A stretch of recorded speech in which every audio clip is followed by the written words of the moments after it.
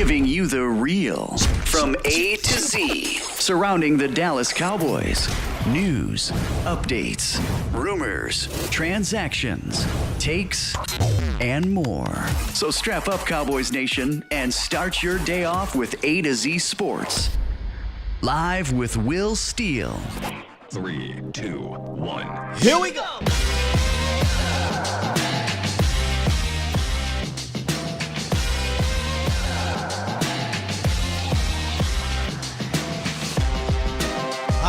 Yes. Good morning, good people. Welcome to A to Z Sports Live, presented by Texas Family Fitness, Freeman, Mazda, Hyundai, and Worth. The Boar, I am your host, Will Skywalker Steele. Boom! Yes, I am a little bit early today. Coming up today, man, you see it. You see it, we got new money. The Cowboys get their stimmy check, as my guy Professor O likes to say. The refund check is coming in the mail. And I got a couple free agents the Dallas Cowboys should sign to make their team better today. We'll talk about those. Three free agents the Cowboys should sign to make their team better today. And in the roundup, we'll talk about another top free agent left on the market that went to a contender, and we'll get into that. That makes them better. And hey, welcome to the NFL, Tyler Smith. Right? Welcome to the NFL. We'll get into all that. But first up, appreciate y'all coming through early in the morning. Bomb Squad! Who we got up in here? We got Stephen White, Will Anthony, A. Lou, Gregory, Ace, Antoine Swain, Big Sarge, TC915, Trey Manning, Reddy Red, Mackenzie, two times. Calvin Jefferson, my lady who says sky is early. Indeed, I am. Samuel Rowe. Who else? Derek Fisher. Only one Jada. Jada Pinkett. What we talking about here? Who else we got? Mac Jones. Cold Cowboys was good. We got Toxic in the building. Grant Rain, H2O, Danny Macho Man Savage. That's all on YouTube. It looks like Facebook. Did I even click the Facebook? My bad, y'all. Facebook probably like, what's going on? Facebook, come on through. I appreciate y'all too. But yeah, man, we got some free agents to talk about. We got some new money. I got a new drop too. Let me see if I can find it here. Here comes the money. Here we go. Money talk. Here comes the money. Hey, that might be the new money drop for our guy Stephen Jones, because it's all about the money with Steven. It's all about the money. What's good, Chuck P? Facebook is now in the building. My apologies, man. Y'all came through a little bit late. That's my fault. I didn't click the button over there. But yeah, let's go to the thrift store. Let's go to TJ Maxx, Professor O. Let's see what we can do to improve this team. Now, there's no excuses, right? He said we're not done, meaning Stephen Jones. So the Cowboys are not done in free agency. You added some money. Let's see what we do with it, man. But with that said, let's go ahead and get into the roundup and get into this content. It won't be a long show. I promise y'all it won't be. But if you want it to be, you can call in 351-999-3787, 351-999-3787. Let's get it. It's time! It's time! It's time! It's time. It's time. It is time for. It's time for the morning roundup. Round 'em up, boys. Yes, indeed. The morning roundup presented by Texas Family Fitness. I'm telling y'all, it's getting hot out there. The summer is here in Texas. It's been here for a minute, but it's about to be the summer everywhere. So y'all need to hit that gym up. And if you're in Texas, hit up Texas Family Fitness. Strive for progress, not perfection. They've got 13 different locations with state-of-the-art equipment, state-of-the-art resources, and support. And if you go there, you let them know the A to Z sent you, you might get a little discount. So let me know if you do, or you can visit TexasFamilyFitness.com for more information. So, Cowboys obviously are not the only team that, is getting that refund check. Now, I'm not saying that Tampa Bay got the refund check and decided to go spend some money, but, it's not a coincidence. June 1st hits, and they go out and they sign Akeem Hicks, defensive tackle, formerly of the Bears and Saints, who we've talked about a ton here at Cowboys Nation. We've talked about it a ton. He would have been a quality veteran defensive tackle to bring on this team. Now, he didn't do it. It is what it is. Not like I expected him to do it. But he gets a 1-year deal up to $10 million. So it's not 1 year 10. It's 1 year up to 10. The details are still coming out. So that sounds like it's an incentive-laden deal. Hey, Tyler Smith, Vita Vea, Akeem Hicks, welcome to the NFL, sir. Welcome to the NFL. You know, we thought we got a break. No Sue. Just Vita Vea. Maybe could do some things, but now you're bringing a guy like Akeem Hicks, and they continue to do what works for them defensively, and that's beef up the middle of the defense and allow Shaq Barrett and Levante David and those guys run around as free as possible. Can't be mad at them. They have an identity. They know what they want to do. I'll be interested to see what the full money details are with Akeem Hicks, but a 1-year deal can't hurt you. If he lives up to the $10 million, that means that he reached his incentives. I love incentive-laden deals personally, y'all. Love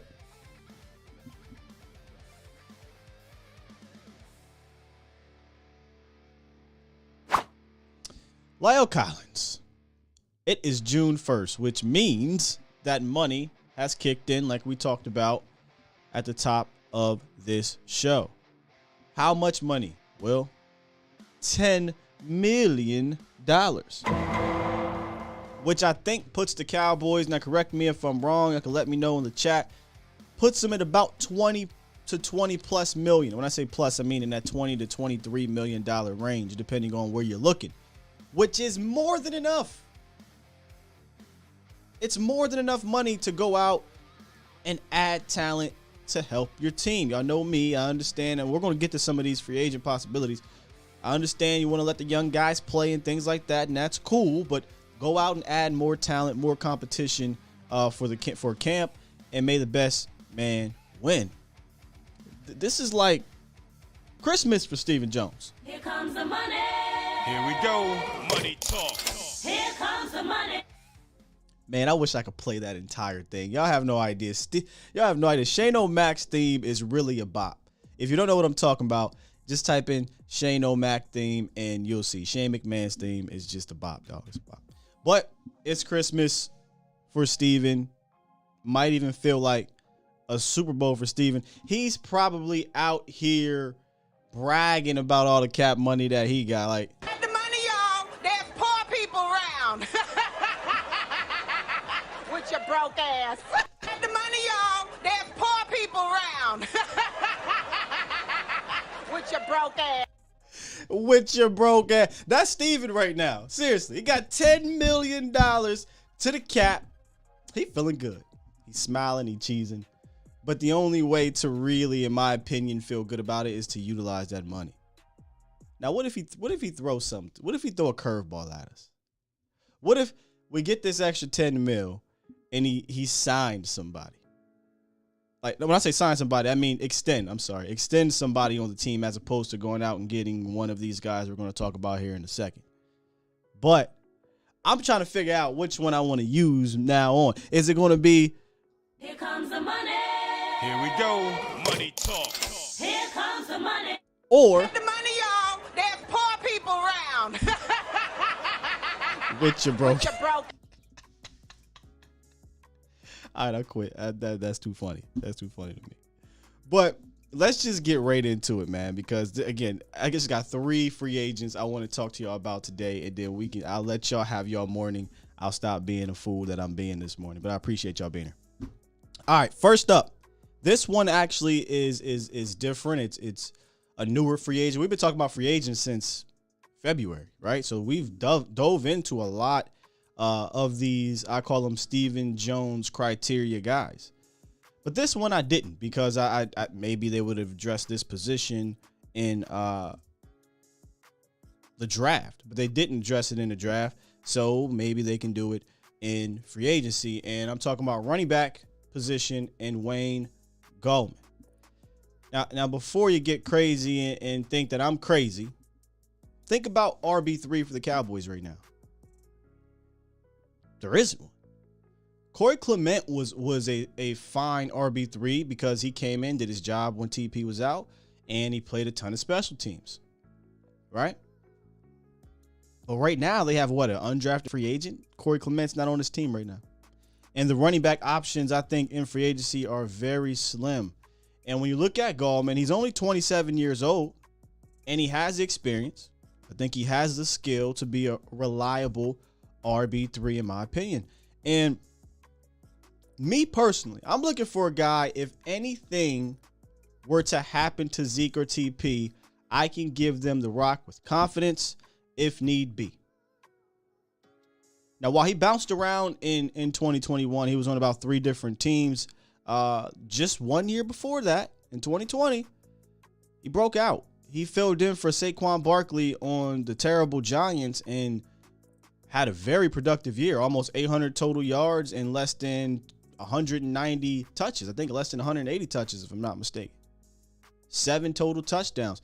And his build is very similar to Tony Pollard. Now, I'm not saying he's as explosive to TP, but he's more of a lean guy. He's 6 foot, 200 pounds, 200 plus pounds. He's not a guy that's going to be a Zeke type, but nonetheless, he's a guy I think if you were running a true running back by committee, he'd be an ideal RB3 and getting some carries among that committee. Quick cut type of guy, a plant and go running back, and he has some versatility, I think, when you give him that opportunity. But here in Dallas, you're not running a running back by committee. We talked about this before. I think a running back by committee is 3 running backs or more. But a 1-2 punch is what it is, a 1-2 punch. And I think that's what Dallas has right now. They have Tony Pollard and Ezekiel Elliott. They just need a guy in case one of those dudes get dinged up, in case Ezekiel Elliott tears a PCL. You can sit his ass down, let him rest up, because you can bring in a guy like Wayne Gallman to take on the load a little bit here with Tony Pollard, or vice versa. All right? So I'm going to ask y'all, yay or nay on Wayne Gallman? Yay or nay? I'm gonna say yeah. I'd bring him in because it's not gonna cost you a lot of money. In fact, let me pull up this. I'm talking about giving him a veteran minimum deal, and this is what a veteran minimum deal would look like in 2022 for a guy with his years of service. He has 5 years of service. And if you look over in the 2022 range, that's $1.35 million. And I'm pretty sure it's not something that would be guaranteed, right? Like, you can probably get out of it with the language or whatever if Wayne doesn't look better than a Malik Davis from Florida or whatever running back undrafted guy you want to name. But I can't really see this hurting you here, Cowboys Nation. So why not, man? Why not? Let me see what you guys got to say here in this chat about one Wayne Gallman. I got to roll up a little bit here. Andrew says, how about extending Tony Pollard? I just don't think that will happen, Andrew, because he plays a position that's tough to extend unless you had an Ezekiel Elliott type of campaign, first 2-3 years in the league, Derrick Henry types, things like that. Hell, even if he had Austin Eckler type of situation, sure. But I like Tony Pollard. I don't know that they like him as much. And if I'm Tony Pollard, I might not even take that extension, just being real. Craig said he runs very hard. Sam wants Rico Dowdle back. Craig said he's very good on third and short. I mean, if you go back and watch his 2020 tape, Gallman was a really solid running back for the poop Giants. Think about that for a second. Stephen White said, didn't I see Hard Knocks? We have a lovable running back with glasses that wants to play. A lovable running back. Stephen White, don't you ever say lovable anything when it comes to football. That just sounds soft. We've got a lovable running back. I don't want a lovable running back. I want a bruiser. I want a guy that's going to make plays. Jedi said, Baby Nuts ain't spending any money if he don't have to. Well, I just showed you. That won't cost no money. Trips don't want anybody coached by Jason. Trips, he was already there before Jason Garrett. In fact, I think Jason Garrett was there when he had his breakout year. Think about that for a second. If he had a breakout year under Jason Garrett, I should be telling you something. Nay Andrew, no for Stephen White. Yes, it's Quiddy. Yes, it's Drew. Yes, and a heartbeat for Craig. Yeah, I'm on board here. I'm on board here. It can't hurt you. I don't. Who do you have confidence in as RB3 right now at your running back? You don't. I think if you brought Corey Clement back on this team, he's better than any RB3 on this team right now. And I would feel that way about Wayne Gallman. Oh, toxic. Don't you do this to me. Sky, we got Ryan do it all and all. Scared money don't make no money, says tomorrow. Bo Scarborough is another Ezekiel Elliott. Are we serious here, Craig? Top flight security of the world, Craig. We doing that? PZ wants to bring back Clement. Yeah, I mean, honestly, that would probably be my number one option at running back is to bring back Corey Clement because he's been on his team. He's been around his team. He's been a part of the winning aspect of it. He knows the system, which is running back. Plays special teams, really. Wayne Gallman played some special teams in he played special teams in New York, but not a lot of it. He played it the first 3 years of his career in New York. But then when 2020 came, he didn't play at all because he was starting a lot, and his special teams numbers dwindled. And then last year, for whatever reason, I don't know if it was injuries or what, but he hopped around to 3 different teams: Atlanta, San Fran, and Minnesota. Running backs it's weird, man. It's really weird because if you're not one of those top guys in the league, you're usually a guy that's going to bounce around or just be a reserve. And that's fine if you could find a niche, but he didn't stick around last year. So maybe he can stick around on another team. And you put him with this offense with, the receivers you got, the quarterback, I think he would be more successful if given the opportunity than he would have been in New York again. You know what I mean? Tariq says, what did he really do? Clement, he played special teams. And then he filled in, I thought, reasonably well for Tony Pollard. So, and he has experience. He's a Super Bowl winning running back. He can catch out the backfield. He's a guy that I think you can count on as an RB3, Tariq. That's why I would be fine with bringing a Corey Clement back. I'm not saying Corey Clement's some savior or anything like that. But again, we're talking about RB3, depth positions. And at those positions, if you're not going to give me this freak or this, high upside type of player, then get me a veteran player that's been proven in this league. And I think Corey Clement has shown that he can be a pass catching running back. He can be a special teams player to count on. And I mean, let's face it, he played in the Super Bowl and was a major part of it. Is there a list you have of potential RB3s we could sign? Quiddy, it is slim pickings.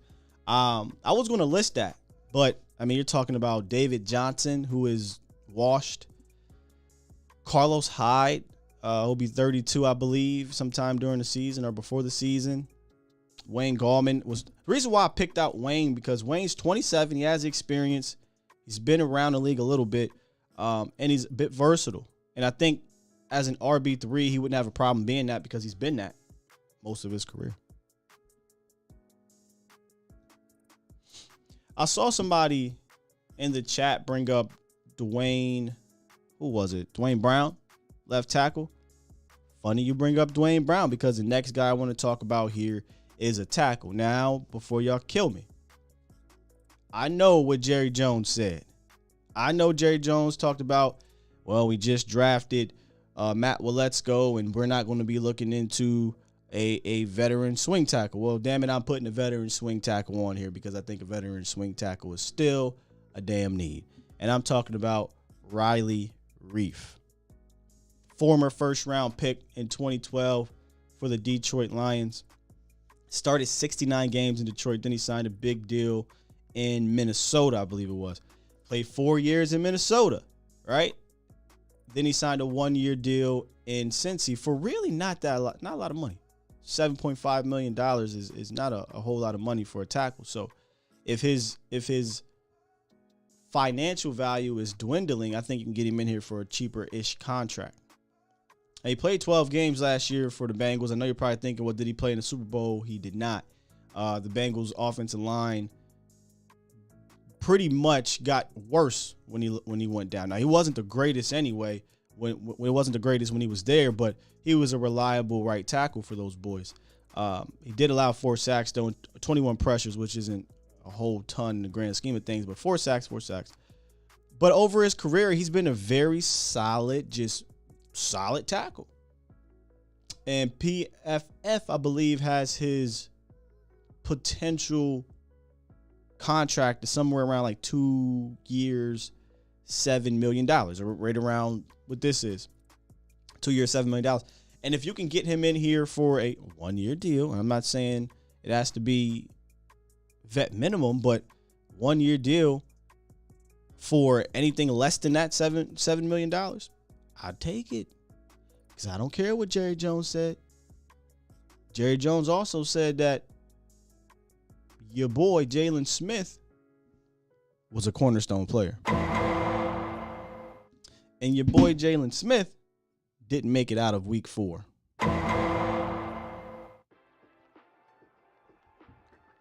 I bet you if we if we asked Will McClay, hey man, you want to go get you a proven veteran? Or do you want to roll with one of these dudes that don't quite look like they're ready yet? I bet you say, go get me one of those veterans. Now, the veteran doesn't have to come in and be the guy right away. Why not bring him in? And if Jerry will let's go and ball are what you believe they are, they should have no problem beating this guy out in camp. None. And if they don't, now you have some insurance, quality insurance behind the off-injured Tyron Smith. Got to think about this, man. We're building a team here. Let's put our young player feelings aside, right? We love the young guys and things like that. But I'm asking y'all, would you be interested in a Riley Reef as a swing tackle? Yeah or nay? Riley Reef. Yeah, Toxic. The same David Johnson who helped land Nuke. Unbelievable. Craig says Jerry loves young players. Eric Fisher, yeah, I thought about Eric Fisher as well. There's a couple. There's a handful of veteran swing tackles out there. I looked at Dwayne Brown as well. He's up there in age. I looked at Eric. He's another guy I'd be interested in, but he'll probably want more money, I think, than a Riley Reef would. Then I looked and I kept diving in. And I'm like, I think Riley Reef is perfect because he can start for you and I think be a reliable starter. But I also think he can be your swing tackle and there won't be any issues with that. And you can roll with Tyron, Steele, and Riley Reef. I feel much better about that going in there. Renal said, good grief, Reef. That's funny. Let's see here. Riley Reef over Lyle Collins. You're crazy. But well, let's go. Better idea. What does that mean, Steven? Boy, you're talking in codes today. Use full sentences today, Steven. Joey said I had to switch to YouTube. Craig gets. Well, you're here. Appreciate you. Joseph Sandberg says Sky rather get Eric Fisher. Yeah, I wouldn't be opposed to Eric Fisher. Trust and believe me. He was a guy. I wrote down 3 names: Dwayne Brown, Eric Fisher, Riley Reef, and then I did some homework on them all. I think Dwayne Brown is trending down pretty bad. He allowed about 8 sacks last year. Again, he's still a veteran as a swing and a former Pro Bowler. You can see what's up. Fisher, really banged up type of dude, but been a starter, kind of like Reef. And according to PFF, it looks like he'd be garnering a little bit more money. But I wouldn't be mad at either, to be honest. I just look at Reef could be a potentially cheaper option with similar success, if not more, to Eric Fisher. Down on Reef, says Sarge. You said I'm done being You did say that, Sam. You did. I'll let it go. Professor O been pushing Sam Tevy for a minute, too. He says 50-plus starts, both left tackle and right tackle won't cost much. Yeah, he'd be down on the list for me in regards to quality, but he's a started, like you said. He has 50 starts, but I did some homework on him a while ago. I looked up some Charger fans. They're not too high on Sam Tevy at all. But again, honestly, to be honest with you, Professor O, that'd be the type where I say, yo, just let the young bucks. Let them battle it out over Sam Tevy. I don't really look at him as a guy that I'd be like, man, we got some depth. Ain't that good to me.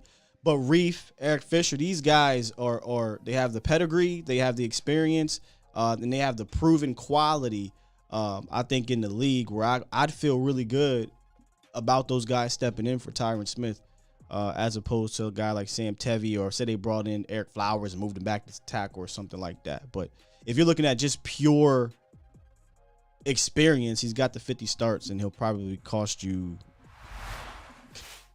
What is Sam Tevy? How many years have been in the league? He'll cost you less than $1.1 million. It won't cost you much there, I think. Craig just said, how about Flowers? Not at tackle, bro. Eric Flowers is god awful, man, at tackle. Now he slid in and played guard a little bit, and he was a little bit better. In fact, I think he rejuvenated his career by sliding in and playing at guard. Lee said, let the young bucks battle it out anyway. Yeah, if we were to get a veteran, I would say do this. Let the Bucks battle it out for whatever side they decide to put that veteran on. Meaning, instead of having a true swing tackle, you just have backups left and right. Right? They didn't do that last year because Steele was swinging. But let's just say, well, let's go and battle it out for your right tackle or left tackle, whatever. And then you sign a Riley Reef. He can be your left or right tackle. And now you got two backups. Now, I know that's a lot of players you're carrying on the 46-man roster going into the game, but when you put yourself in this situation, you kind of got to live with that. Because they don't have Terrence Steele. While yes, he didn't slide in the left tackle and play well right away, he had the experience swinging over the left and right in year one. And then last year, once he got his feet wet over there at left tackle, he became serviceable. But do we think that Let's Go and Ball are going to be able to do that year one? I feel like maybe let them focus somewhere first and then see what happens moving forward. Yeah, Toxic, he did save his career. Professor O says, I'm just trusting the experience at that point in the pinch. Where you go? Give me the guy who's battled with Bosa at practice a few seasons and has seen some things versus a guy with North Dakota experience. Oh, well, you're talking about between Tevy and the Bucks. I don't think he's that good. He could battle with him all he wants. I'm pretty sure he lost them all. I just don't think Tevy's that good. So I would just let those dudes battle it out. Bring him in, see if he's better than him. If we're just bringing him in camp, whereas I think I can rely on a Fisher and a Riley Reef. Oh, Craig, Mr. Segway Jones. I'm gonna get to that in a second. Before I do that, let's talk about Worth the Poor. They're doing something really cool for the remainder of this week. They're working with Courage and Conviction for a special Memorial Day promotion. For all orders of their bourbon and sherry cask, 10% will go to the Folds of Honors charity, a nonprofit organization that helps provide the families of fallen and disabled service members educational scholarships. Purchasing any of these whiskey flavors is a fantastic way to show support for an incredible charity this Memorial Day. So stop by Worth the Poor in the Colony of Texas and use the code ATOZ Sports to save 5% on all orders $20 or more, and download the Worth the Poor app. You're listening to A to Z Sports. Do it live! At some point, hoping to broadcast In front of the millions. of Cowboys fans to bring you the real. But for now, strap up and here's your host, Skywalker Steele. I'm Luke Skywalker. I'm here to rescue you. We'll do it live. Do it live.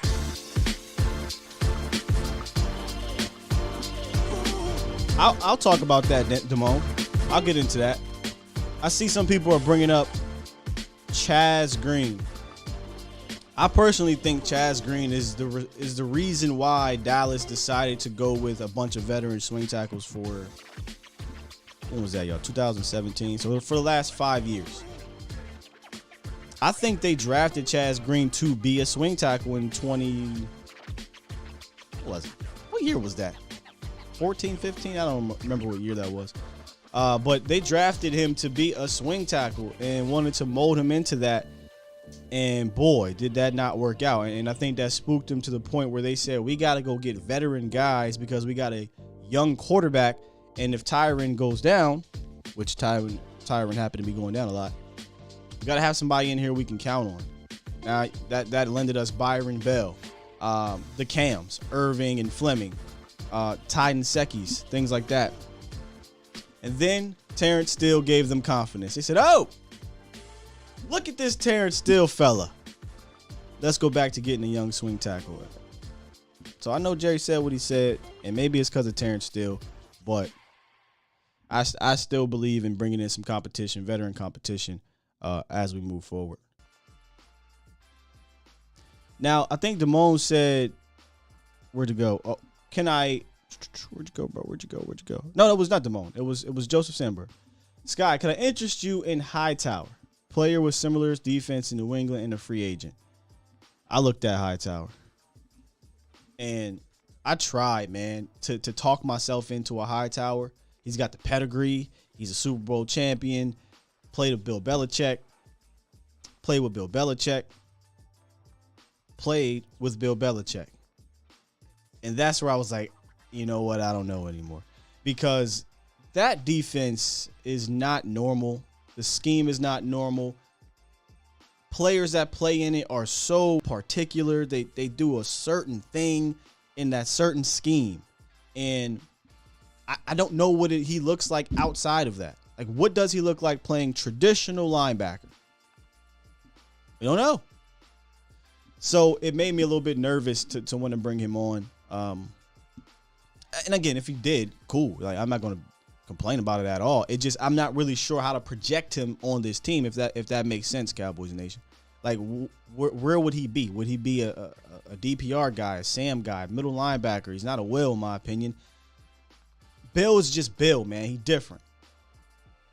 But there's a guy, if you want a guy to do a lot of things, that I'm actually more high on to bring in here. And this is the obvious one. This is the one we've kind of all been talking about for a while now, and it's Anthony Barr. I think this is the most obvious, right? Like, this is the most obvious free agent fit for the Dallas Cowboys right now, for a multitude of reasons. The position we talk about all the time is not particularly deep, right? He has the connection to George Edwards, who coached him up to Pro Bowl level in Minnesota. So he has that connection. He's a veteran, 8 years in the league, 4-time Pro Bowler. He's versatile. I think he can play across the second level of the defense, and he's got the size to do some pass rushing things as a DPR guy. And much, in my opinion, much like the safety position last year, you remember when they brought in DeMonte KZ, Malik Hooker, two injury-prone guys who were talented, who had some success across, in the league. Not a whole ton of it, but some success. I think they were brought in here and they offset each other in case they got injured. I think the same could be said for a Anthony Barr and LVE, two at this point in their careers injury-prone guys. I mean, you're talking about a guy in Anthony Barr who's missed, what did I say there, 20-something games in the last 4 seasons. So, he's injury-prone. But the way that the Cowboys use these linebackers, I don't think you're going to be relying on Anthony Barr to play 80, 90% of the snaps. You just tell him to play across the second level. In my opinion, I would personally give him all of LVE snaps, but hey, whatever. I'd bring him in here, make him push LVE, help a guy like Micah Parsons, show him the ropes a little bit. Jabril Cox. No offense to LVE because he's a veteran. He's been around, you know, but and he was an All-Pro his rookie year. But you're talking about a 4-time Pro Bowler here in Barr. He's been around. He's been in the playoffs probably more than we have in his career. Don't hold me to that, by the way. I don't know that because I know a lot of y'all. He hasn't been in the playoffs more than us. I don't know. But he's been around. He's been successful. He's been at the highest point individually, and I think he can come in and help but be a veteran presence in that room, which really doesn't have that guy. Like, do y'all believe LVE's that guy? You know what I'm saying? Like, Micah, that's the only thing Micah may be missing in that room is a guy to look up to. It's hard to say, but that veteran guy. I know he probably respects LVE, but it sounded like Jalen was that dude. Jalen left, but it's not going to affect Micah Parsons as a player. He's fantastic. He's phenomenal. But I just think Anthony Barr just truly fits this team in so many different ways. So I'll ask you guys again, yay or nay on Anthony Barr coming in on what I think could be a fairly team-friendly deal. Yeah, this is what I mean by YouTube and these spam bots. I don't know what to do, man. Can't do anything about it. I got rid of it. I blocked them, but you know, all they do is create a new profile and gotta keep blocking it. So my apologies, man. I got rid of them. Here we go. Professor O, Anthony Barr or swing a trade for Deion Jones. Boy, get out my head. Professor O. Segway Jones is my guy. Vach likes to say. I lie to you not. There's a note I have right here. And it says, keep an eye out on Deion Jones. Because we're at that point where it's June 1st, past June 1st, and teams could start cutting veterans. Rebuilding teams could start cutting veterans to get that extra money for whatever the hell they want to do with it. But the Falcons, I think, are in rebuilding mode. Deion Jones, he could come to him and say, hey, if you guys want to get rid of me, I would like to at least have a say in where I want to go. And he would be an even more perfect fit, I think, in Dallas than Anthony Barr would because of the connection with Dan Quinn. Toxic, you wrong, man. Jalen left Micah his knee brace to remember him by. Y'all are so wrong. He says, injured, past his prime, cheap, sounds like a cowboy. Hey, man, that is the Stephen Jones criteria. Get the money, y'all. There's poor people around. With your broke ass. That is the criteria of Stephen Jones. Anthony Chocolate Bar. D Shift. Come on, man. He says Anthony Chocolate Bar. Nah, not call him now. Who is calling him Anthony Chocolate Bar?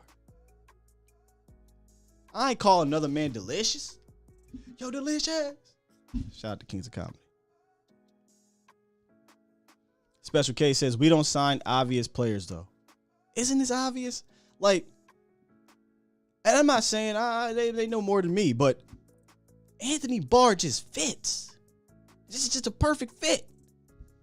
Wayne Gallman is just a perfect fit in my opinion. Riley Reef is a perfect fit. I don't know if it's because we want to get cute. I don't know if it's because we want to, be smarter than the other person in the room, smartest guy in the room. I don't know, but this just fits to me. Yeah, lovable, chocolate, and delicious. We ain't rolling with on this channel. Not happening. We got a caller on the line. 903. What it is? What it do? Hey, what's going on, man? I called you the other day. Let me make sure I got you here. My apologies. There we go. What's up? I'm sorry. Can you hear me? Yeah, I thought I had you muted to the chat, but you're good to go. Oh, okay. Can you hear me? Yep, I got you. Okay, I was the brother that called the other day. That said I was just kind of fed up, put up a show, shut up, Gotcha. A lot of telling me I was been around since Dorset days, man. I remember when Roger Staubach retired. So, but my thing is, if we talked about the Debo Samuel thing and the June 1st thing, there was a rumor that we talked about. I'm just getting all that now. I did not bring up Debo Samuels in this situation, but they do have $20 million in cap space now, so there's that. Yeah. What's up with that? What do you think about that? Would I love to have a Debo Samuels on this team? Absolutely. I'd also love to have Aaron Donald. I'd also love to have, all the other top guys. But no, we're talking about realistic. Realistically, there we go. Realistically, I just can't see that happening. Color me shocked. If it does, I'll come right on here and say, hey, Steven, applaud you, because I did not see that happening. So I don't even think it's realistic, which is why I don't really talk about it much on the show. Well, I just yeah. I mean, here's why. Let me give you a reason why I don't believe it's realistic is because you're going to have to give up premium assets, first, second round picks, multiple, and then you got to sign them to $5 million a year. I just can't see it happening, and I don't think he's a better wide receiver. I know this might shock y'all. He's a running back to me. Than Amari Cooper. He's not a better wide receiver than Amari Cooper. He's just more versatile. Right. He's a running back, yeah. So, no, I was just wondering, man. Just checking in with you, sporadically, surf and see you up. Just listening in. Just got in late, so. Hey, it's all good, man. Yeah, had your number up. Better late than never, man. Yeah. So, all right, brother. Appreciate you. Have a good day. Yeah.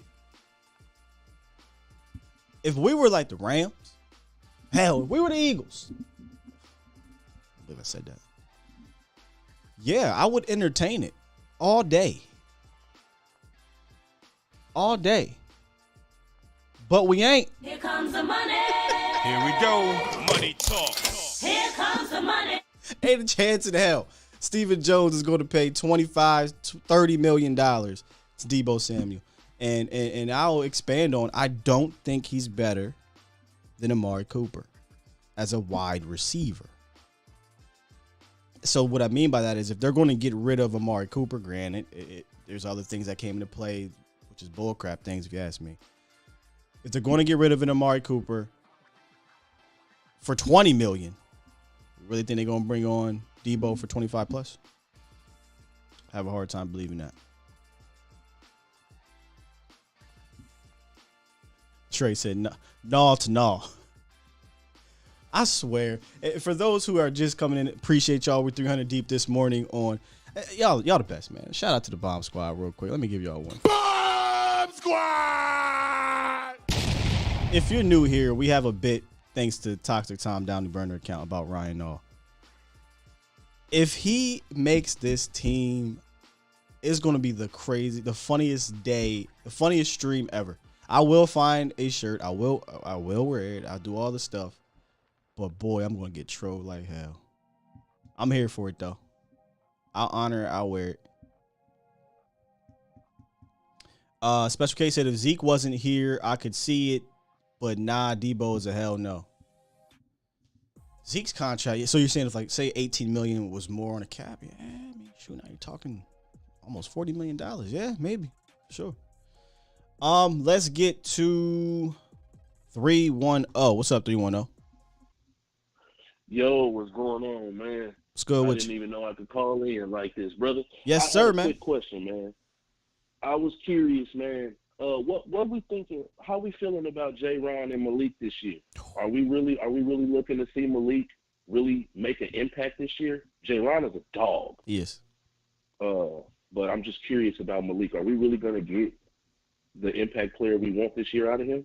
I think so, brother. I think Malik Hooker, and again, there's a few players on this team I'm kind of 10 toes down with right now, and y'all can hold me to it, and if it doesn't happen, y'all can come back and say, Sky, you were wrong, because I'm not a right or wrong guy, but I feel really good about Fowler being a productive player, and I feel good about Malik Hooker being one of those free safeties that when the year's over, you're going to say, man, that damn Malik Hooker, man, he was really good this year.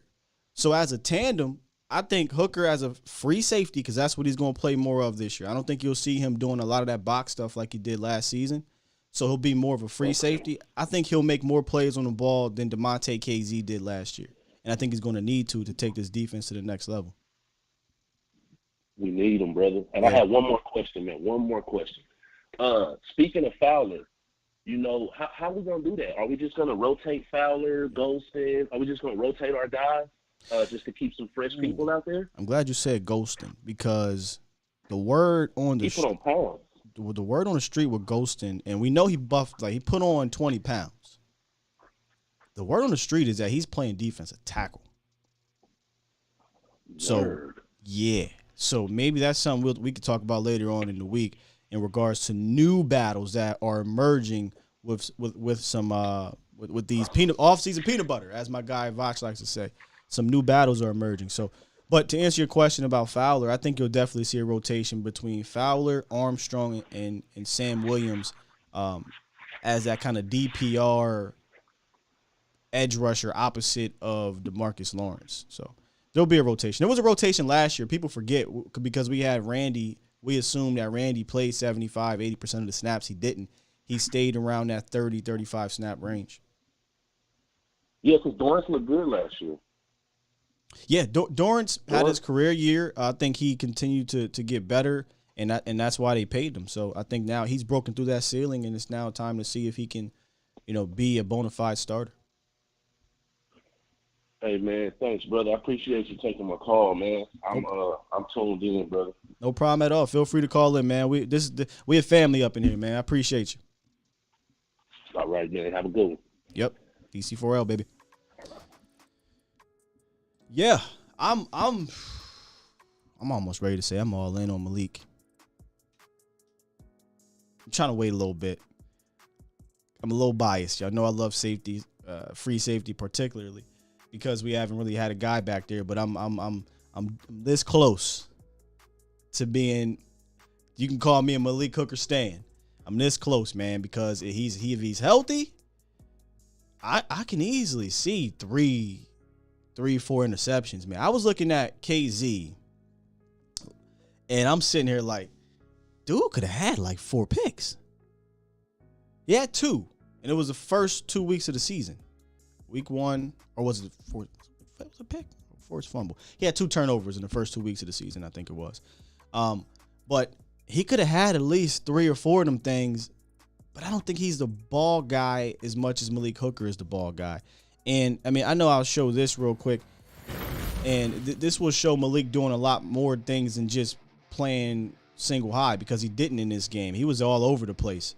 KZ played that, but Malik showed me that he could, if you need to, bring him down in that box, and he can be serviceable at the very least against the New York Giants. I think which was his best game of the season. But this is where I really like him. Look at that. Look at the change of direction, the stop go. That might look ordinary, but he was in position. He committed, then he dropped back. He was in position. If that ball was thrown over his head, he can get back because of his quickness and his awareness. I think he's smarter than KZ. I think he's better than KZ. He just had to remain healthy, and he finally got a year under his belt coming off that gruesome injury. And I just think he can be good, man. I know I'm probably blowing smoke. I know a lot of people are not feeling Hooker, but I think he could be that. I think he could be that guy for the Cowboys. Let's get to 215. 215, what it is, what it do. What's going on, Big Sky? What's good with you? Oh, man, I know you might think I'm an Eagle diehard. Enough with me. Let's get back to this thing. Go ahead. Yeah, you was breaking up just a little bit, but I see the 215. I do have to pause a little bit, but I appreciate you clarifying that. Yeah, I'm a stinger. I was like, man, this guy ain't gonna pick up my line, man. I got you. But I get heavy hits in here, man. I already know it, man. With these Eagles fans, man. With the big fella that they picked up, man. These guys think they're going to the Super Bowl. But I want to talk about us, man. I think if we make a few moves, man, we might be just there. One being a center, man. I like Biotish, man, and I know you like him too. But that dude from from Cincinnati, ain't he still out there? Tretter? The dude from Cleveland. Yeah, J.C. Treader's still out there. Cleveland. Yeah. Yeah. Now, I ain't saying replace him. I'm just saying put him on the squad. If the young boy Bialy start messing up, we got a valuable piece that we could put in there. And one more thing before I let you go, get the Anthony Barr, man. Anthony Barr gonna take this D to the next level, man. And Malik Hooker, if he stay healthy, we got one, man. We definitely got one. I'm with you. I'm 10 toes down on Malik. Yeah, man. Trust me, man. If we get a healthy Malik, man, Earl Thomas, we forget all about. We even had conversations about him and all that, man. Wait, we still talk about Earl Thomas. We gotta end now. Yeah. That's what I be telling y'all. I'm like, he might as well say he broke, man. He locked up. He on the run. Or did they catch him? Yeah. Oh, I don't even know. You giving me news. Yeah, bro. Yeah, E.T. on the run, man. He on the run, bro. Yeah. Something came up with his wife or ex-wife or girlfriend, whatever, and he went on the run. Wow. Yeah. Wow, man. But look, man, I ain't gonna hold you up because I know we got a lot of good guys on the line that want to talk. But man, if you ever in Philly, man, you ever see my number, man, just don't be hesitant to pick it up, man. Hey, I'm a part of the family. I'm from Harrisburg, so when I go back up there, I might hit up Philly. But listen, I got love for Philly. Definitely Cowboys fans that are in Philly because I'm in Harrisburg and I got to deal with it. I can only imagine. Oh, what you got to deal with. I sat here and ate that parade. I didn't even and I'm a security. I do security. I didn't even go to work. Hold on. They said what's your name, bro? Man, y'all got this. Basil from North Philly, man. Hey, they said, Basil, we need you to work the parade. Basil said, Hell no. That's right, my man. That's right. Appreciate you, Basil. But yeah, but all my folks know, man. They know, man. The only diehard fan in Philadelphia is Basil, man. If I ever brought you over here, Sky, you see my basement, you think you're in Texas. Hey, shoot me a pic on Twitter. I love seeing man caves when it's done up with the Cowboys, man. Shoot me a pic on Twitter. I got you. Say less. All right, brother. You have a good one, champ. You too, man. Ooh. All right, peace. They asked me to do a parade for Philly. It ain't happening.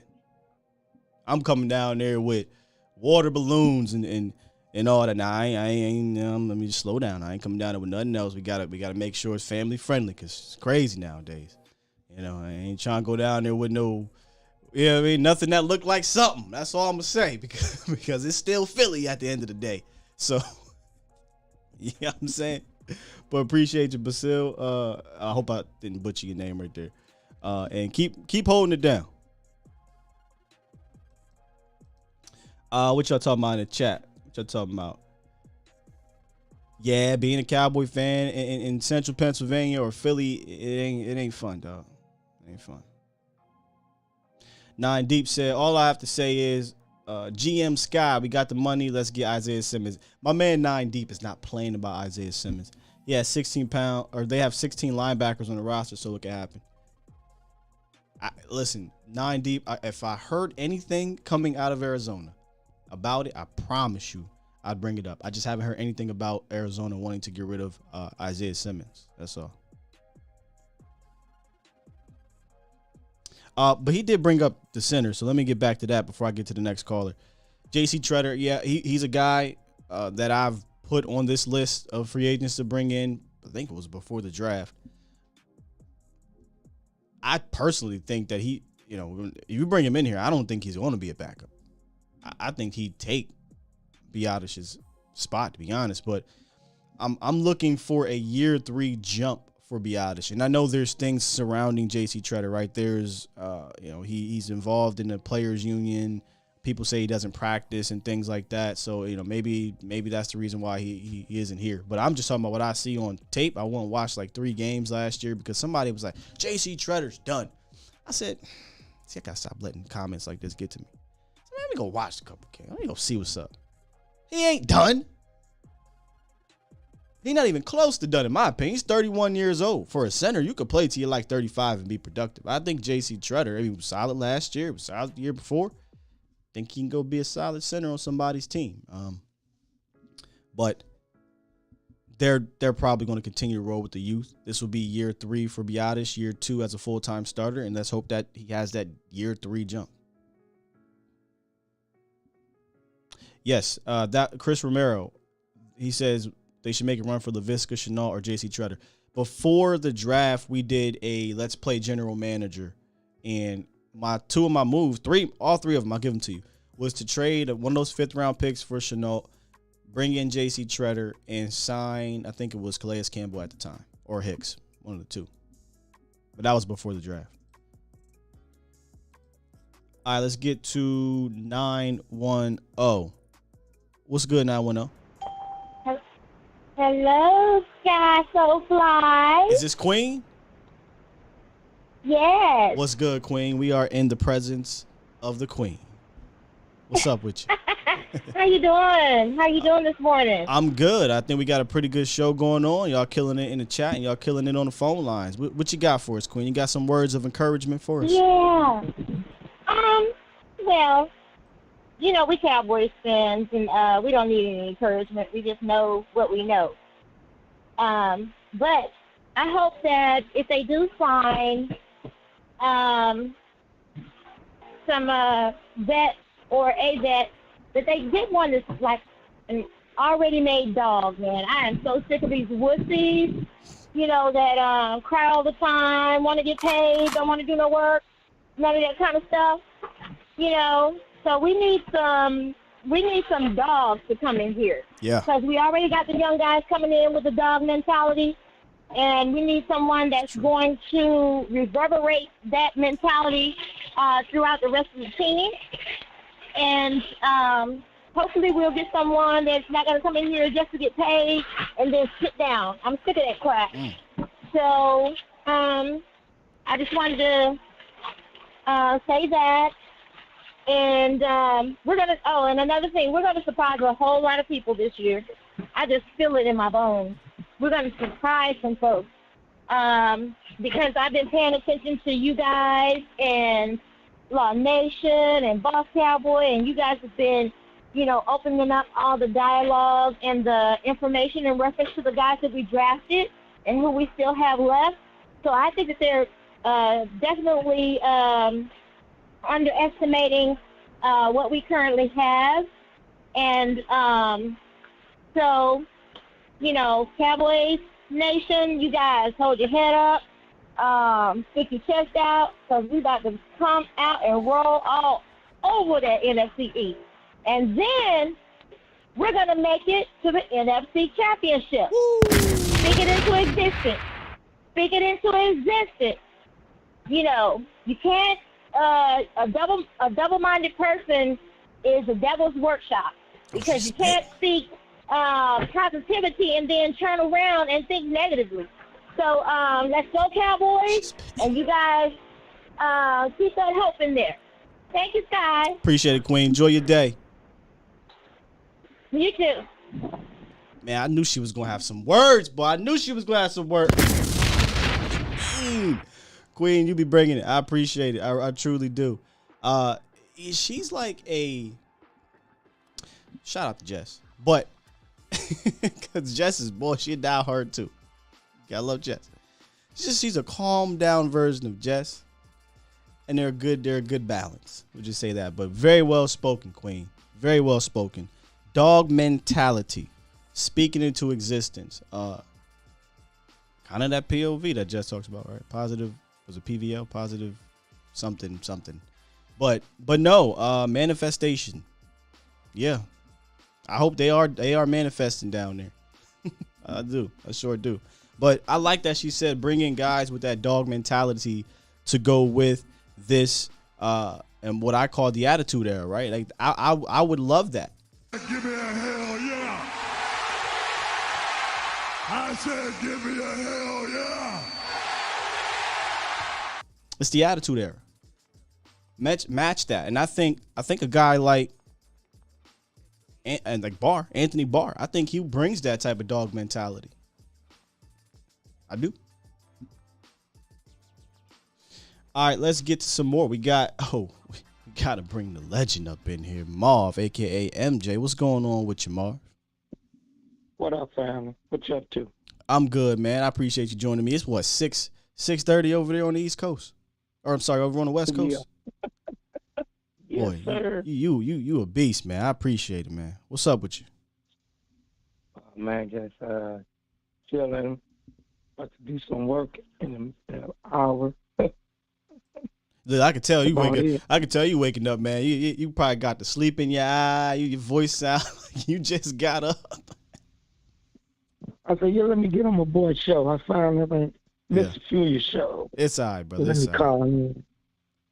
Yeah, I'm just waiting. I think the only person they might pick up is Barr. You think That's Anthony Barr? That's the only one? Yeah. Yeah. And, I don't see no, because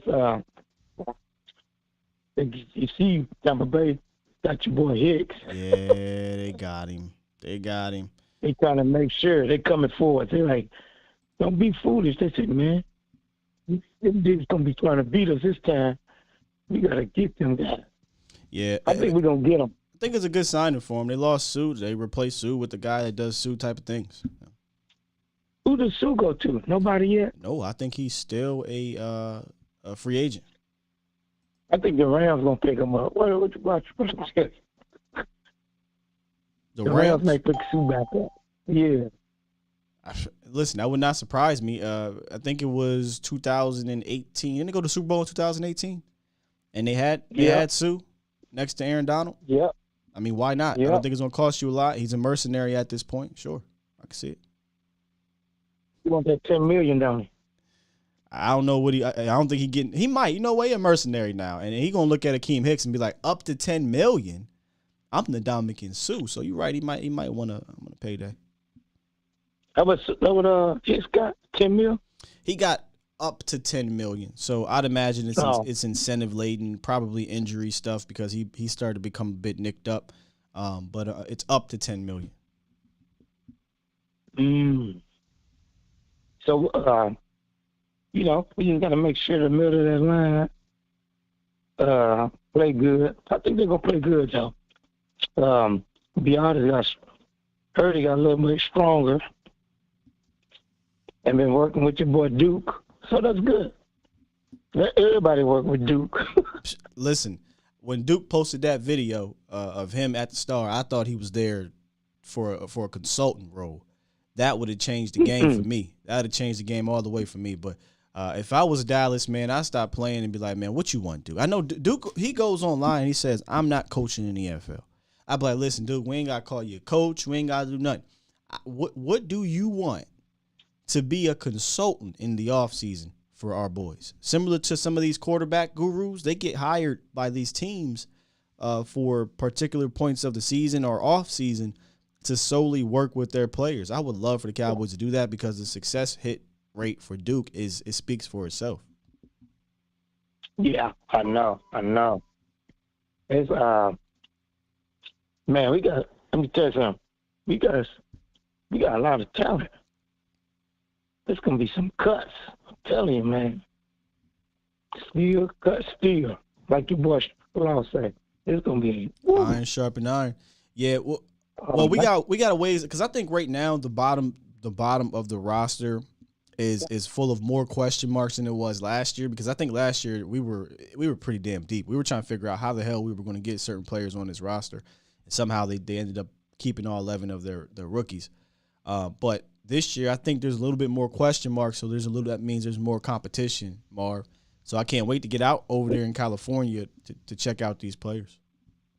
There's going to be some competition. Yeah. And then, like I say, the key for us, and I think he kind of been quiet because he got a stupid look on his face, is Kellen Moore. Oh, yeah. He like, everybody talking about me all over the country. They think I'm a bum. Yeah, Kellen, you better run and stop trying to run my number 20. He can run up the middle sometime, but you better start doing sweeps with him. That 4-3, you better start using that kid so we could bust out on them. Facts. And do that 12. Trust me, if we do that, we're gonna be dangerous. I'm glad they playing. I want them young receivers to play right now. I want to see who make it. I'm with you. I'm glad right now. Not glad because I don't want to see Washington in the boot. I don't want to hear Tobert's out or Gallup has ACL. I'm not glad. I shouldn't say that. But this is an opportunity for those young guys to step up and see what can happen because, after Tobert and Lamb and Washington, I don't think there's a guarantee behind that. I know Noah Brown somehow finds a way, but I'm being serious. Like, if one of those dudes play better than Noah Brown, he could ascend to the fourth wide receiver. Yes. And that guy run a 4.3. So the key has he been practiced on his route running and catch it. Yeah. Semi. And Semi do that, he could be dangerous. And that's how you get he could be like the Green Bay receiver, Nelson. Remember him? Who? Nelson? Yeah, remember Green Bay receiver? Yeah. Jordy Nelson. Yeah. Yes. He faster than Jordan Nelson. He can be a Jordan Nelson. That's the type of receivers you're more likely in Green Bay. Yeah. I mean, I always get open. So we just need some surprises. So I'm just waiting for that camp. I am too. I'm waiting for July to see who's going to be the man. And in preseason time, when some people get in preseason, they panic. They panic and dropping passes. So, we'll see. We'll see, Mark. Trust me. They got Wyatt Tittle. They got your boy Wyatt just in the back. Who? T.Y. Just in case. Who? T.Y. Oh. T.Y. I thought you said Y.A. Tittle. How about that? You know you boy Marv. Hey, Marv, you showing me your age. Y.A. Tittle. I know. Yo, Marv. You know everybody on here like Marv crazy. Hold up. Talk about, did you actually see Y.A. Tittle play? Oh, man. Yeah. Marv, I'm OG. You a triple OG. I'm a triple OG, man. I say Y.A. My man said, they got Y.A. Tittle. They just chilling. Gonna sign wide receiver Y.A. Tittle. Oh, that's crazy. You talk about T.Y. Hilton, not Y.A. Yeah, T.Y. Yeah, I got you. That's right. I got you. You got me. And my boy still got me. I got you, bro. Voch heard that Voch gonna be cracking up. Oh, Voch gonna get you today, brother. He gonna get you later on. My man said. Hey, I'll be seeing in the typing. Your fans are like, "More crazy." That's more. Everybody out here cracking up. Say, "More crazy." I'm a Cowboys. Hey, Boy, you know me. I know you, brother. We love you to death, man. Let me get to the rest of the callers, bro, because I'm gonna keep laughing. All right, man. Sam. I'm gonna sit back and listen to your show. All right, man. Shalom. It's still early over Have a blessed day. You too, brother. I know it's early, guys. Don't get on me. Don't get on him too. Sit wide, settle.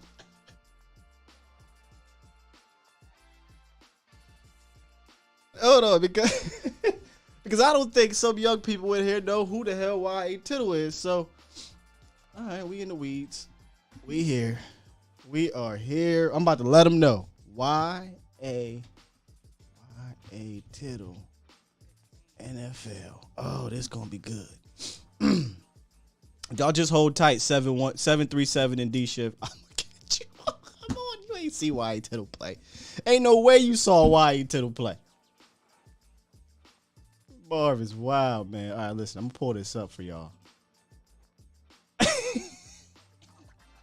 So Marv said he saw play. Ooh, lordy. Okay, please, where is it? We in the weeds now, man. We in OT.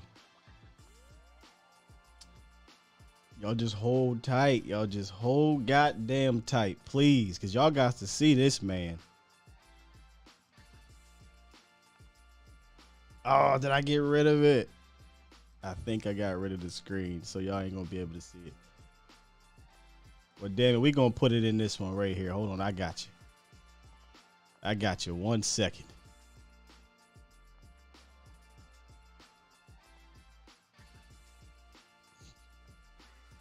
My man said this is who he was expecting to come into the Dallas Cowboys. Goddamn Y.A. Tittle. Fam, ain't no way. Ain't no way you saw Y.A. Tittle play. Marv like 150. How you got Y.A. Tittle on your mind? All right, I'm going to keep it moving, man. Woo. Y'all are funny. Y'all are funny. D Shift, man, save me, man. We in the weeds. Save me. Hey, what's up, Scott? Man, you sound a little more positive today. Yeah. Oh yeah. We listen, brother. We having a good time today. Queen and gave me some words of encouragement. You know. Okay. She give you the words of encouragement, man. It's basically kind of the same stuff I was saying yesterday, but it's all good, Scott. We're gonna be a gentleman for the ladies. So, I like it, Scott. I like that. Let's be a gentleman for the ladies. But you know how I get. What's up, D Shift? Yes, sir. Yes, sir. Nah, man. I'm just I was kind of peeping who was it, man? It was NFL Live or something. They were talking about that quote, and part of his quote was just talking about, talent is one thing, but if you don't fulfill it, mm-hmm. And I feel like overall, I think he was talking about just the team in general, just for always, kind of trying to take accountability for the fact that we're always touted as these paper champions, but if you don't fulfill it, kind of thing, right? Yeah. But I start to think, man, and I start to think about, our conversation from yesterday and how is this team going to get better, even though we lost talent, right? But, man, you got a lot of young players, man. You got a lot of young players coming up. Year 3 be oddish and still, in my opinion, they're going to be better than year 2. Wouldn't you agree? I mean, if you think about the jump Tyron Smith made from year 2 to year 3, that was a big jump. You know what I mean? For Steele or for everybody? No, well, you got a lot of year 1, year 2 guys. Oh yeah. They're just naturally going to progress, right? I think the problem with signing, these 8-9 year veterans is that what you get is what you got, right? And so I am in the front offices kind of trying to balance, like, I don't want to hamper my guys that we need to get those reps in, right? Progress stop. Like if you essentially what you're talking about, right? Yeah, right. If you get Anthony, what's that going to mean for Jabril Cox? Well, I think Anthony Barr would be more so, in my opinion, an LVE replacement type of guy. Okay. I think Anthony Barr could do coverage things, but I think Jabril Cox at this point I would like to see do that more. I think Jabril would be that Keanu role. Keanu Neal, I think we did the math. I think he played something like 40 snaps a game when he played. I think. I can go back to that show. I have to go look. But I think Jabril could fulfill that role perfectly fine if he's ready to play. That's the other thing we don't know yet, Shift. Like this, the whole needs thing, he's not practicing right now. We got a ways to go, but we'll see. But I personally would like Anthony Barr to come in and honestly, man, take over for LVE, if I'm being completely honest with you. But that's just me. Yeah, and then I think about the season. I feel like Lamb is going to have him opening it up just to be that number one. And you got to see it. He's going into his 3rd year of his rookie contract. Like, you got to see him be the bona fide number 1 receiver. You have to see what you have. You know what I mean? And in a way, I think Coop could kind of be a progress stopper in the fact that, Coop's going into his 8th year. He's still a great player, but I wouldn't want to have to progress stop and not eventually pass up on Lamb and say, hey, we're not going to sign you to the 2nd contract because you had Amari Cooper next to you. You know what I mean? So I would hate for them to think in that manner, like, hey, we're going to get rid of bruh because we want to make sure that you can handle this by yourself, especially in the league that values multiple receivers. You could have had both of them and not Gallup. You know what I'm saying? But that's neither here nor there. I wouldn't. Yeah. You listen to the pundits talk about how everybody in the division got better. You hear them talking about, Dotson and McLaurin, and you hear them talk about Smith and A.J. Brown. But, I mean, Lamb and Gallup, because at the end of the day, as we talked about it, we're talking about what are we going to do in the playoffs. I think we're pretty confident that we can get to the playoffs. I think we can at least amass a 9-8 record. At least. I mean, I got these boys as a double-digit win season, barring injury. But, yeah. I said this yesterday, I think, with you, Shift. I think Gallup and Lamb are a pretty good duo. Like, that's a good duo. I don't know why people would be doubting that duo as is. Now, is this room as deep as it was, in the last 3 years? Obviously not. And that's clear as day. But I'll harken back to something you said. Do they need to be deeper? No, they don't need to be deeper. But in that case, I just need Lamb and Gallup to be a step above the previous duo, per se, which was Lamb and Cooper, unfortunately. And I need this defense to do, and I feel it can do for this offense what the offense did for it back in 2014. If you recall, we come off an abysmal year defensively, 2013, right? Historic lows, right? And then what happens in OTAs? What do? You lose your best player in Sean Lee, right? And you can remember the narrative. Well, how are they going to be? How is this team going to even be better if they lost their best defensive player on a historically bad defense? And they end up going 13-3, right? So I think it's possible as a 12-4, but close enough. 12-4, right? So wait, no, that was okay. Yeah, they threw that last game, right, against the Eagles. Actually, they won that last game. It was they blew out the that was the Romo Washington football people. No, I'm thinking about 2016. Mm-hmm. But either way, your team got better, right, in 2014, even though you lost your most talented player on a bad unit, right? 2 of them, actually. Remember, they got rid of DeMarcus Ware. So when you think about it from that standpoint, like this team has done it before, but it's just a matter of the other unit improving and upgrading to a point that it can kind of hold down. So what do you think this team can do defensively to kind of improve to make sure that it can cover up any – because this offense is nowhere near as bad as what that defense looked like going into the season. Yeah, I don't think the defense regressed. So I think it's a little bit – no, I don't think they regressed at all. I think this is a little bit different from the 2014 year. Say again? Yeah, because I was agreeing that at all was in agreement. It's not like as a question. Yeah. It was like in agreement. It's like I think they got better in a sense, in a different way. It might not look like they got better on paper, but they got better differently because you got year 2 guys like you talked about. Dan Quinn's here year 2. Malik and J-Ron are your guys now.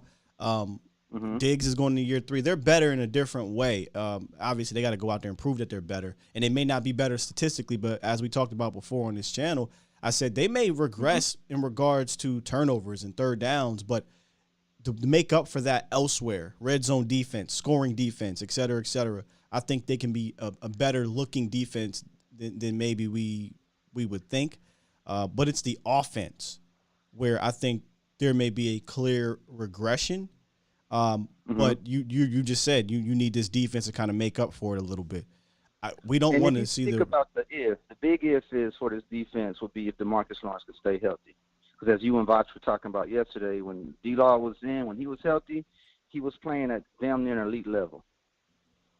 Yeah, and that was, and that's kind of my back and forth with Eagles fans. Because I always question. I tell them, name 2 better pass rushers that y'all have on your defense than D-Law and Micah. And, they naturally are going to kind of down D-Law and say, oh, he ain't this, he ain't that. Look at his stats. But when you look at him, when he's in there, the production and the havoc he's causing, and you couple that in with the D. Williams can just be durable for you throughout the year and be more reliable than Randy Gregory, you automatically have a better front than what you had last year. Like throughout the season, hands down. And then so that's not. I'm not even going to say that's a hot take. D-Law didn't play all year. Neville Gallimore didn't play all year. So you're getting those 2 back alone. I think is an upgrade. Osa year 2, Golston year 2. Golston. You got year 5 of Armstrong. I think Dante Fowler. Y'all know how I feel about him. I think as a pass rusher, he's going to be good. Yeah, I mean, Trayvon Diggs is still young, so he still has improvement as far as just being able to just kind of cut down, becoming more wiser as to when to jump that ball and take those chances. In which 11 interceptions, I'll take 1,000 yards on him all day. If he's gonna give me 10 picks again. Yeah, don't let these people fool you. People want to throw this yard shit around. It's wild to me. I will literally take 11 picks. You can have all those yards. Yep. But I don't know, man. That's just kind of my thoughts on it, and just again, I've kind of, me and you've had a little back and forth. Hey, and man, a couple other people. That's a healthy debate. That's what we do here, man. That's what we do. But at the end of the day, I when you isolate it, right, like a lot of Eagles fans are hyping themselves because they're isolating the wide receiver position, but they're not looking at the fact that their offensive line hasn't been reliable for 2.5 years. They're not looking at the fact that they still have Jalen Hurts as quarterback. So when you isolate it, sounds good, looks good, but you got to put the whole thing in perspective. And I look at the overall team production versus just a unit's production. But that's all I got for right now, man. I'll be calling in a little bit more. I got a little free time, so I'll be checking you out a lot more, bro. All right, brother. Appreciate you, D-Shift. All right, take it easy. Yeah, I've been saying this all offseason while this whole thing has been going on with the Philly fans. Beat us, and then I'll give you my attention. When it's time to play the Eagles, obviously we'll dive in offense versus defense, I'll give you my attention. Until then, you're having a good draft. You're having a good offseason. I applauded you already. I'm not fitting to keep doing that. You know what I mean? It is what it is. Now put it on paper. I'm sorry, put it on the field because it's already on paper. Put it on the field, beat the Cowboys, and then you got my attention. Until then, it's been what? Dak Prescott's what, 7-2 or something, 6-1 in the last 7 starts against y'all? Is Dak playing? Oh, all right. Let everybody else deal with that. All right, we got 737. He was on hold for a while, man. Finish us off here, 737. What it is, what it do? Yeah, what's up, man? It's a boy. Dak not done yet, man. Law Nation know me. Mark Holmes know me. I've been watching your channel for a whole minute. You had a debate. Man, you had a debate a few days ago. I was trying to get in on it so bad. What was it? About Jason Witten. Oh, boy. And all your calls was like, oh, he was all right. He wasn't elite. Okay. So, I mean, I was trying to get on this call so bad. I was like, okay, so if he wasn't elite, what about all those catches that was game-winning catches? And I was like, I wanted to come in. I was going to say, like, I guarantee at the time of that, y'all wasn't saying he wasn't elite. Everybody was saying he was elite. He was guaranteed to go to the North Hall of Fame. Like, it was just mind-boggling to me how people were just down in Jason Witten. Like, I mean, he was Romo's blanket. Like, I mean, the catch behind the shoulder. I remember that. I mean, when his helmet came off. Helmet run too. Catch. Yep, that's one. I mean, the catch inside the end zone, wide open, when fucking Dak's looking for anybody, he's just right there. Eagles, yeah. Like, I mean, come on. Yeah. Okay. Listen, bro. Okay. Jason Witten is. But for today's show, I've been one watching. more thing on Jay Witt. One more thing on Jason Witten. Okay. Jason Witten is going to go down as arguably one of, if not the best, dual threat tight ends. When I say dual threat, I mean he was an elite blocking tight end for a long time and an elite receiving tight end for a long time. I think because he was so good at blocking and not this super athletic guy, he doesn't get put up there with the Gates and the Tony Gonzalez's and the Shannon Sharps because he looked different and he did it differently. All those dudes were fantastic as receivers, but they can't hold his jock strap as a blocker at tight end, and I digress. Oh, my God.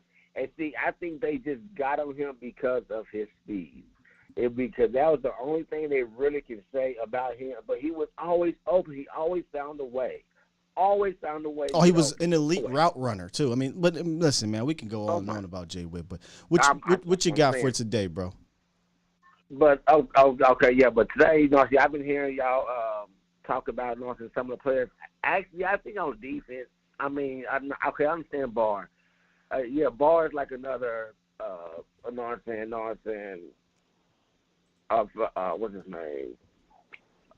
Another Van Der Esch. But I'm telling you, man, I think that boy's gonna ball out this year. I really think you don't see the Wolf Hunter come out this year. Oh, really? Okay. So you're talking about man. LVE, not Bard. No, no. I think Barr is like a replacement for him. You know what I'm saying? I do agree you would know what I'm saying when you said that. I think he's like a replacement, but I really think he's gonna ball. I think our defense is fine. I think our offense just need to get on a more of a connection type level. Like, you know what I'm saying? I understand like Dak and CD really haven't had a long time to connect. Cause first we had COVID. You know what I'm saying? They really haven't, you know what I'm saying? Then Dak got hurt. Dak was injured. Dak wasn't practicing. So they really haven't had a long time to connect. I just think that we just need that. No, I talked about this the other day. We forget that CeeDee Lamb and Dak Prescott have not played a lot together, and we automatically assume that they're just supposed to have this Devontae Adams connection after essentially missing a season worth of games together. It just doesn't work out that way. But again, you got the star on your helmet. The pressure is different. People look at you differently. Yeah. And that's why I try to bring actual context to this thing. But year 3 now, if both of them stay healthy, I think you should see an improvement in their chemistry. Me too. And I said it 2 years ago when all this stuff was happening. I said I don't think we're really gonna make any type of noise for another 2 years. And I've been saying this for the last 2 years. Then when we got Parson in here last year, he was just about it. I think we're going to get to the playoffs. I think it's going to be I think we're going to be missing something. I think it'll be another year that we're going to need to everybody just to get in focus. And I think this is our year. How many times? And listen, I'll end it on this. I hope we're not continuing to say this 2 years from now, then 2 years from now, then 2 years from now. There's got to be a point where you just put the chips all in. Just put them all in there. Yeah, exactly. But I think, and I do think Jones is going to make a splash trade. I know what I'm saying. I know he's been staying quiet. They ain't going to spend no money. They trying to save it for, you know what I'm saying, for a cornerback next year. But I don't know. I just know Jones. He's always doing something that's like limelight. Here I am. I'm right here in center. Like, I just think he's going to do something that's going to be like some type of splash play, some type of splash trade. Oh, is that you think that's going to happen with this dude? Here comes the money. Here we go. Running Here comes the money. You think they're going to make a splash with that dude? Okay. hey, if they do, I will come on here and I will apologize to Stephen Jones. Yeah, I know he's tight, man, but I don't know. He just like being a limelight too much. He ain't did nothing this season. He ain't did nothing. Yeah, they've been chilling. You're right. Maybe something happened, man. I mean, the most thing he did was showed everybody his little card of how they draft. Like, that's the most thing he did this season. Yeah, that was he hilarious. He ain't did nothing, so. That was funny, too. Yeah. But, all right, man, thank you. I'm going to keep watching your show. All right, brother. Appreciate you. All right, later. My man Jerry was wilding at that press conference. Oh, he was 16th on our board. Look. Jerry, put the board down, Jerry. What are you doing? Ah, man. I saw somebody in this chat say that Jason Witten was not an elite blocking tight end. I disagree. I'm not gonna go all in here, but I 100% disagree. Now, he stopped being an elite blocking tight end after about a decade in the league. There's no denying that. But Jason Witten was without a doubt, a shadow of a doubt, one of, if not the best blocking tight end in the league for like a 10-year span, man, roughly.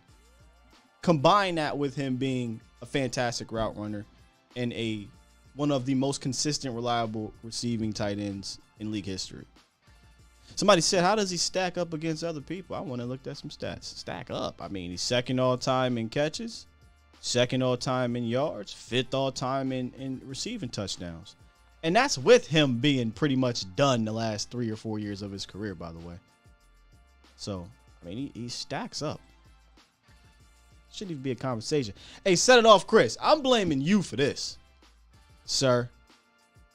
I'm blaming you. All right, let's get back to the chat before we wrap up. Special K says the first 5 games of CD's career went off with Dak. Period. I brought up the stats the other day, Special K. It was mostly from the slot, but he was 6th in the league in passing yards. Granted, Cooper was here before Dak got injured. He was number 1 in the league in slot receiving yards before Dak got injured. And I still think that we're overlooking, bro, that he was the second all time in Dallas Cowboys history in receiving yards his first 2 years and doing it with 5 different quarterbacks. What are we doing? Yeah, he do got to clean up the drops. There's no doubt about that. There's been a lot of receivers that's come in the league, high-end receivers that had to clean up the drops. Jamar Chase is one of the best receivers in the league. He drops the ball at a high rate. It happens. And if you go back and look at last year, because I think what happens is we see the 8 drops or 7 drops. He was accounted for 7 drops per PFF. 4 of the 7 drops happened in 2 games. They say 4. I think he actually dropped 3 balls against the Giants. But 4 of the 7 happened in 2 games. Week 1, on like the first pass play. Week 1, he had 2 drops. And then in week 15, he had 2 drops. I think week 15, whatever the game was against the Giants. So it's not like he's dropping these balls every single game. But he does got to clean it up. I'll give you all that. Other than that, the dude's got everything you need to be a dynamic receiver in this league. So we got an Eagles fan that's like really in here. I'm kind of not paying attention. I see they keep dropping the Eagles thing, and I'm just like looking over it. But I mean, hey, Eagle fan, if you're here and you want to bring some intelligent conversation to the chat, feel free. You're welcome. If you're just gonna drop the Eagle emojis the whole time, I mean, hey, I'll go get you a crayon. I'll go get you a piece of paper. And while the grown folks are ordering and having conversations, you can go on the side and draw your emojis and your feelings and things like that. If that's what you're going to do, I got you. I got paper right here for you. I'll get some markers. I go get the ones that don't write on the carpet though, because we know Eagle fans are special. So I got you. But if you want to have an intelligent conversation and join the grown folk table, feel free. Feel free. Toxic says, I don't doubt Witten as a Hall of Famer. However, Hall of Fame is fickle with tight ends. I don't think he gets in, but I do think he gets in, but not right away. Yeah, I don't care about that. Me personally, about when they get in. I'm frustrated that Woody hasn't, because that is egregious. But D Ware not going in first ballot, a lot of people were like, this is terrible. It sucks, but he'll get in. Witten will get in too. Might not be first ballot, but he'll get in. Professor O said Jason Witten was not an elite broadcast analyst. That's my knock on him. Man, he was terrible. Y'all remember when he retired. He retired, got to the broadcast booth. Boy had this, I don't know what this dude was. And then after he retired, first practice Dallas Cowboys, he was bald. We synced you, Jason. We synced you. Why is it the Eagles fans and not Washington or Giants are in here? That's a good point. I have no problems with any. I have no problem on the line. I absolutely hate the Eagles. But Washington and New York, Washington and New York, I really don't care because they've been terrible for so long. Granted, which is wild. The Giants have won the most Super Bowls in the 2000s. It's crazy. If that was me, I'd be talking mad shit. But hey, it's just been bad run for them over the last decade. Bad run.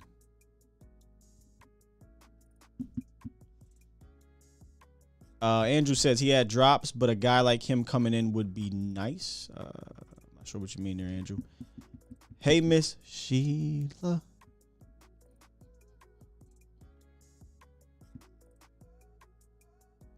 All right, this turned into these Eagles people. Toxic says, yes, guys, some people get pissy when people don't get in the first ballot. I noticed that this year when, who was it? DeMarcus Ware didn't get in first ballot. I'm with you here, Andrew. Nate Newton should be in the Hall of Fame. 6-time Pro Bowler, 3-time Super Bowl champion on the greatest offensive line of the decade. Like, how is that not worthy, man? They going to put Nate in when he like 80-something years old. Joey says, Will, do you think we'll ever get another guy like Witten?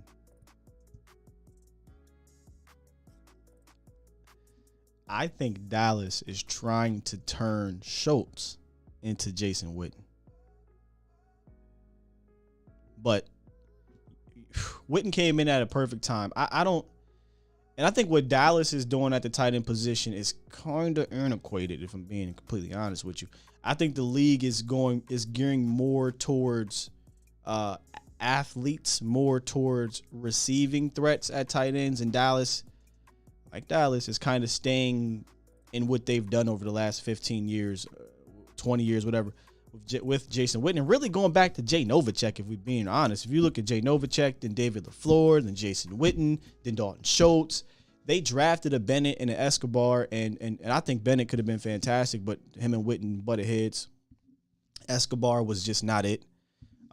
They've drafted these guys high. I think they tried to go the athletic route, but they just probably looked at as the Jason Witten type. This is our type. This is what we believe in. So, to answer your question, probably not.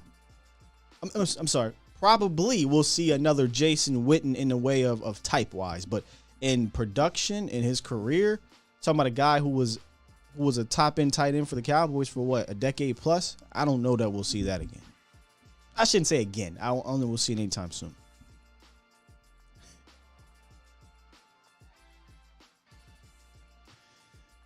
Hey man, I'm just trying to be Eagle fans here. Hey, here you go. Here's your crayons. Okay, so I think we got the Eagles fan has a question. A to Z Sports Dallas, do you think that Eagles could take over the East?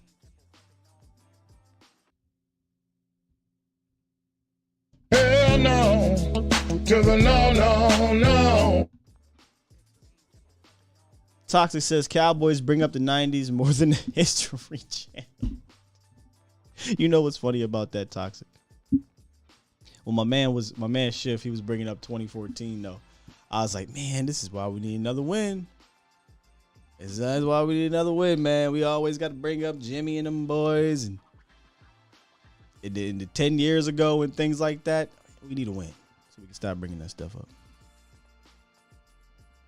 Oh, Anthony Fasano. I remember him too. That was a Bill Parcells pick. Eagles can't take over the USFL. All right, man. We're not going to give him too much more trouble, but I appreciate you being here. Can I collect the crayons back? You ate the crayons? Goddamn Eagle fans. Well, why you here, Eagle fans, and your crayons is digesting? Because that's what y'all do. Y'all eat shit and crayons and whatnot. Hit the subscribe button, man. You know, we don't talk about y'all on this channel as much. The chat they'll, you know, the bomb squad will do their thing, you know. They do their thing on you. Bomb squad! But you won't get too much attention from me personally. But just know if you come up in here, they will hold it down. I'm just saying. So feel free to hit that subscribe button. And if you are new in general, and you hear from another team or whatever, you said, man, this is a pretty damn good show. I had fun. It was cool. Hit the like button, subscribe, share it to your family members who are most likely Cowboys fans, because we are Cowboys Nation. We everywhere. We everywhere. And listen, I don't know how, I don't know when, but damn it, I am going to clip Marv talking about some goddamn YA tittle. I love you to death, Marv. That might be the highlight of the offseason. You confusing T.Y. Hill with the YA tittle. That's some good stuff. That is some good stuff. With that said, man, because I'm about to start cracking up again. Trey said, I'm a vampire. I don't know, man. Blame my mom. Blame my mom. She also looks as young. Not as young, but young. But listen, do me a favor. Hit that like button on the way out. Later on tonight, Trey. Make sure y'all tune into my guy, Mauricio Rodriguez, for A to Z Sports Prime Time. And hit up A to Z Sports Dallas.com for all of your Cowboys articles. They're dropping fantastic content over there in what is becoming a dry spell. But a dry spell for Cowboys news. But today, the Cowboys pick back up OTAs. So hopefully we get something out of that. I'm not sure if the media will be there. I'm going to go talk to one of my media friends and see if they will. And if so, we got some stuff, man. We got some stuff for tomorrow to talk about from OTAs, see who's improving, see if we got Jalen Tolbert back, James Washington, all of that. And then we'll continue to just drop this quality Cowboys content, man. That's what we'll do. You know what I'm saying? That's what we'll do. Hey, one more thing. Since the Eagle fans up in here, I need y'all to do this. The money, y'all. There's poor people around. We out of here. Your broke ass. The money, y'all. There's poor people around. With your broke ass. Hell up out of here, Philly fan. Love y'all. Tune back in tomorrow. 8:15-ish. Y'all know how I do. Y'all the best. We out of here. Peace.